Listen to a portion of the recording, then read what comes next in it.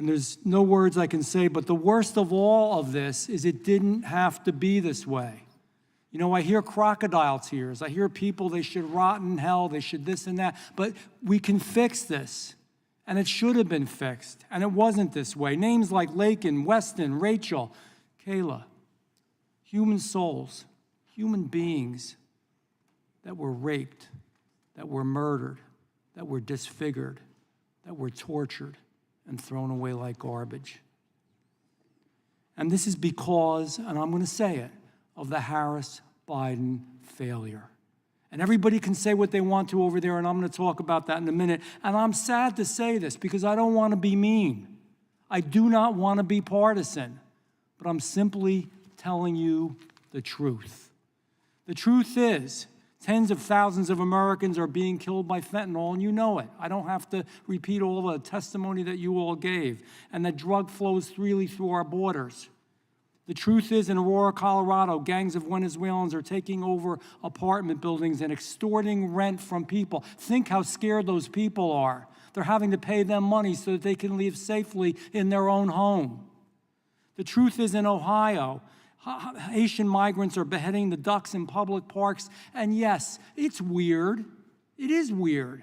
But we didn't bring that weirdness here. We didn't bring that distorted behavior here. But it's forced on a small town in Ohio when 30,000 illegals have been pushed upon them by the federal government. The truth is that Kamala Harris and Joe Biden let these people in. You all remember when the administration changed and they had T-shirts on at the other side of the border, Kamala Harris T-shirts and Joe Biden T-shirts. There was a reason for that.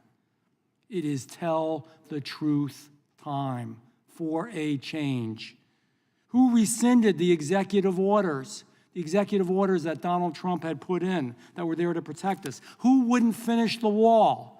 Who wouldn't keep the Remain in Mexico policy? Who instituted catch and release into our country? Who let Title 42 lapse with no replacement at all? Kamala Harris and Joe Biden. When you do wrong, you have to own up to it and be blamed.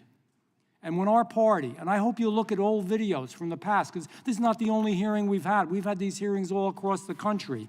When we brought these concerns up, the left laughed at us.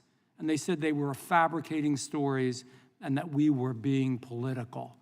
This is the end result of what they did. I pray to God, and I mean this, I pray every single day, and I'm not giving you a political speech. I pray to God that Americans see and know this truth. They trusted our government. They trusted them to protect us from foreign threats. Their trust was shattered and it was destroyed by that administration. Our witnesses today, your stories, that's the truth. It's the ugly, horrible, sinful truth. The truth is this administration knowingly, purposefully, methodically destroyed our protection at the southern border. That is the truth. They may not like it now. It's an election year. So now we care about the border. It's a lot of bull. I'm telling you the truth. Month after month, we watched year after year as millions of illegal immigrants poured into this country. We watched as tens of thousands of pounds of fentanyl poured into this country, killing our youth, killing our most vulnerable, good kids that made sometimes just one mistake. And we watched as terrorists come into our country. We've got hundreds of terrorists in our country. We don't know where the hell they are, what they're doing, and what they're gonna do. And you know what we watched? Kamala Harris and Joe Biden do absolutely nothing and welcome it. Worse than all, they encouraged it. They've created this evil, and it is evil in our country. Not all undocumented are evil, but the process is evil and wrong, and it allows evil to come in. And you know what? When they asked her, and we all remember, it's on video. It's not hard to find. They asked her about it. What did she do? Do you remember? She laughed. She laughed. She said she hadn't been in Europe. She hadn't been at the border. She didn't give a damn. It was a joke. It was funny. It isn't funny. Your lives will never be the same. That's not funny. And over here, we know that we're really better and safer in the country because of illegals, and we're even told that they are better and safer than our own Americans, that our own Americans commit more crimes. And they've even said it today in this hearing room. You heard it. So I'm going to bring you real quick questions. Ms. Funder, is that fentanyl-laced pill hadn't been smuggled across our border, would your son still be here today, yes or no? Yes. Ms. Moran, if the man who murdered your daughter had been stopped at the border, would your daughter still be here today, yes or no? Yes. Ms. Nobles, would your daughter be here today if an MS-13 gang member with a history of murder was stopped at our border and sent back to where he came from, yes or no? Yes. God help us. We must be strong. We can't save these shattered lives. But if we want to do something in their name, that next bill that we finally get through and pass when we have a new president should be named for all of you. And their lives will still have meaning, and your lives have meaning. Chairman, I yield back. Gentleman yields back. Gentleman from Texas is recognized. Thank you, Mr. Chairman. Well said by my friend here, Mr. Van Drew.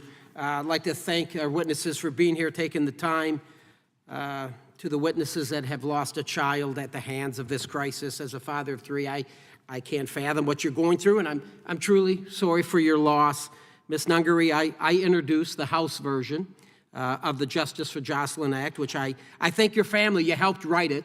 You helped write it. I want to thank you for that, to honor the memory of your daughter and make sure preventable deaths of American citizens at the hands of illegal aliens never happens again. It doesn't have to happen.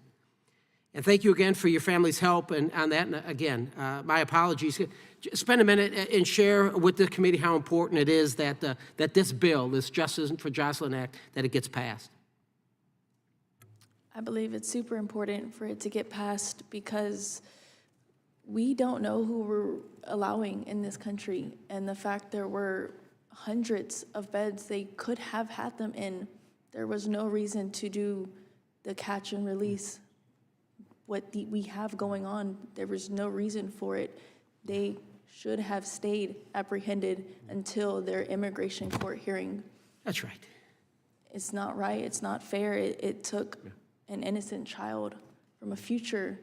She was supposed to be part of the future for the next generation. Well, I can assure this, you have my commitment. I think you have the commitment of the chairman and this entire Judiciary Committee that we're going to move on this. I think it's the right thing to do. It's very, very important. Unfortunately, there are countless other victims out there in the Kamala border crisis that didn't get an opportunity. They didn't get an opportunity to tell us their story in this committee today. And our witnesses are far from alone in their suffering. Ms. Fundry is not alone in the loss of her son from the fentanyl. We've talked about the fentanyl and how it's poisoning our people. #1 cause of death for Americans 18 to 45. In 2021, more than 1,500 children died from fentanyl poisoning. In 2023, fentanyl deaths over 100,000. And it could all be prevented. It could all be prevented. And fentanyl is just one part of the story. There are many other victims. The countless businesses been victimized by mass retail theft committed by gangs. Rural areas near the border who fear for their families as illegals trespass on their property. New York police officers being beaten by these mobs of illegal aliens. People who themselves or other family members assaulted, been robbed, killed by an illegal alien, including those by drunk driving, happened when I was the sheriff of Fort Bend County. Before I came up here, I had illegals. And the knucklehead, after we caught him, we find out he was deported 6 previous times. How the hell do you get deported 6 previous times? Because you just got back and forth, easy peasy for him. Hard to look at a guy, look at the family of Miss Boo, who was killed by this illegal, and say, I'm sorry, but this guy shouldn't be here. Unacceptable. Reports of the armed Venezuelan gangs of illegals taking over entire communities. I think you touched upon it, Colorado, that trend, Nicaragua. And what's frustrating about that is this, is the Border Patrol back in September 2022, they knew, they were alerted, hey, look out for these bad hombres coming out of Venezuela. Because what do we know? Back in 2015, Trump was right. I can remember when he said it. They're not going to send us their best or their brightest, right? And then Trump is all of a sudden labeled as this racist because he said such. They're going to send murderers, rapists. He's right. He's right. He's right all the time, quite honestly. He's certainly right here. So I send a letter to Mayorkas in September 2022 expressing my concerns about what we're hearing from the Border Patrol. What kind of response do you think I got from him? Nothing. I hear nothing. Then we go into February 24 with Laken Riley, that wonderful, beautiful nursing student, murdered by, again, another Venezuelan, right? Sent a letter to Mayorkas, so what do you think I get? What do I get back? Nothing. He just doesn't want to talk about it. He avoids it. Then we go to June of 2024, Jocelyn, Hungary. Again, 2 Venezuelans. Nicolas Maduro's not a dummy. He's not. He sends all the worst people up here because he knows it's going to cause chaos for our country. So he embeds them, he sends them into our country, and this is what we get.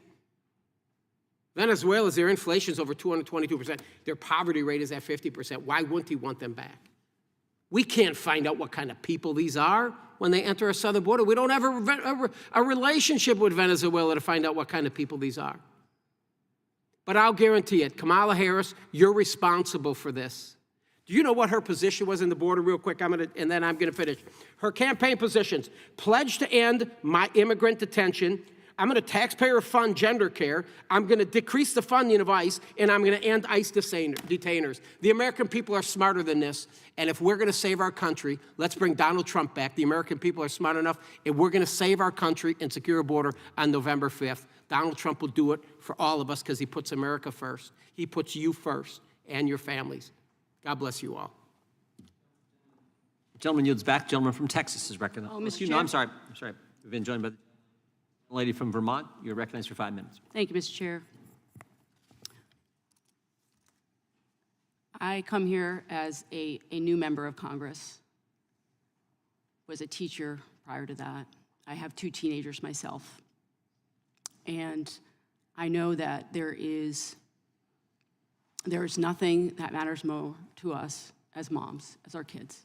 Nothing. And so I want to start there because I know there is absolutely nothing that any of us can say to alleviate the suffering that you have been through and continue to endure with the loss of a child.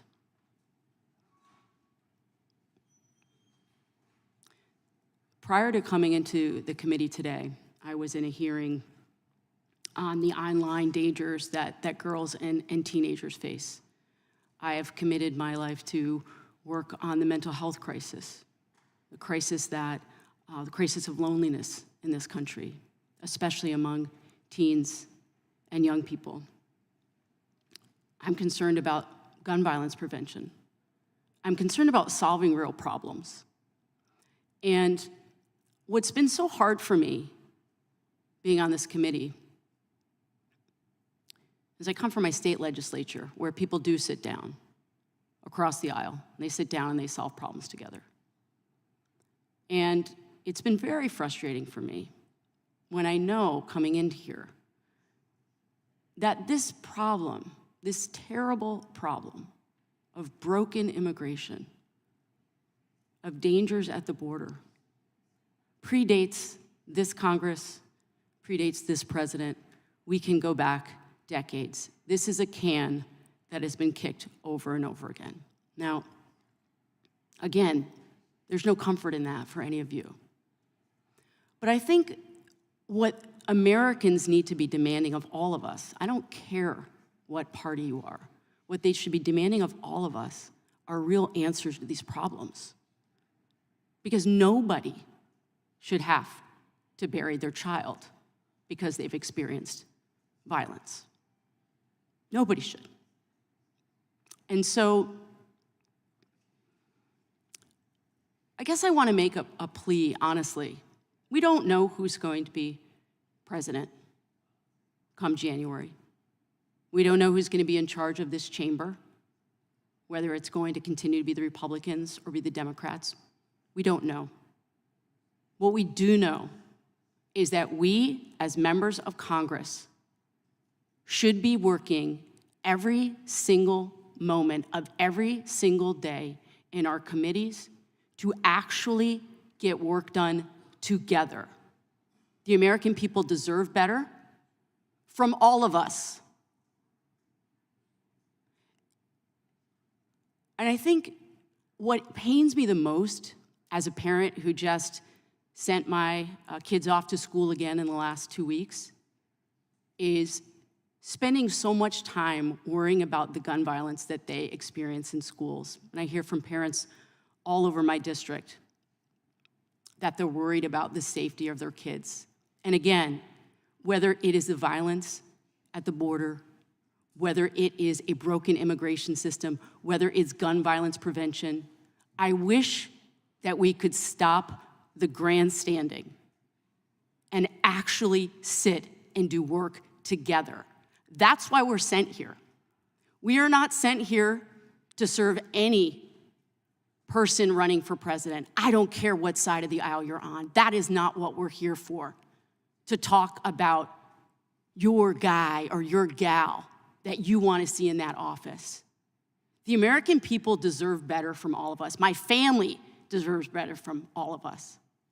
And again, there is nothing that I can say to you who have lost your children other than to say, we need to do better. And I make my commitment to you to do my part, to work across the aisle, to stop demonizing each other, to stop demonizing Americans. And I also come to this hearing as the child of an immigrant who came here for a better life. And I never imagined that I would be in the halls of Congress as the child of an immigrant.